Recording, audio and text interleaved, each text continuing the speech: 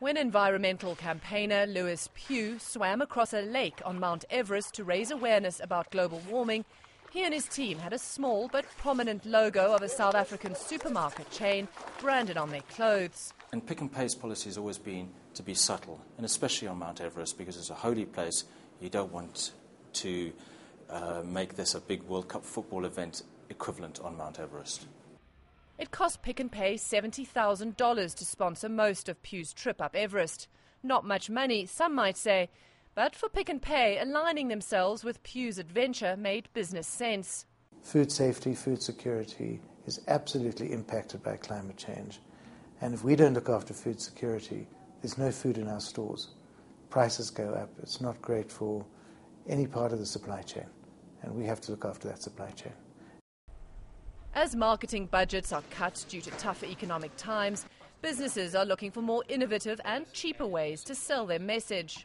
Corporate sponsorship, especially of events such as sports, the arts, has by and large been on the increase. If you look at the global downturn of the last 2 years, one of the few areas where at least there's been no decline, even if the growth has been minimal, has been in corporate sponsorship.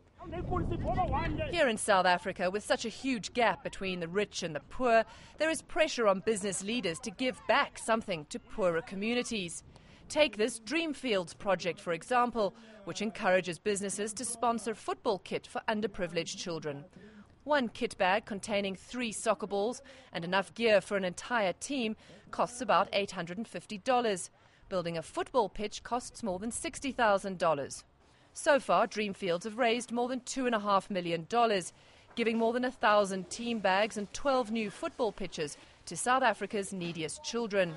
Increasingly, a lot of South African companies, as well as globally, are beginning to do sponsorship in unlikely areas, which is what you can really cause-related marketing, where they are beginning to say, we care about certain community issues such as education, refurbishing sports fields, sponsoring the arts, and, interesting enough, also saving the environment.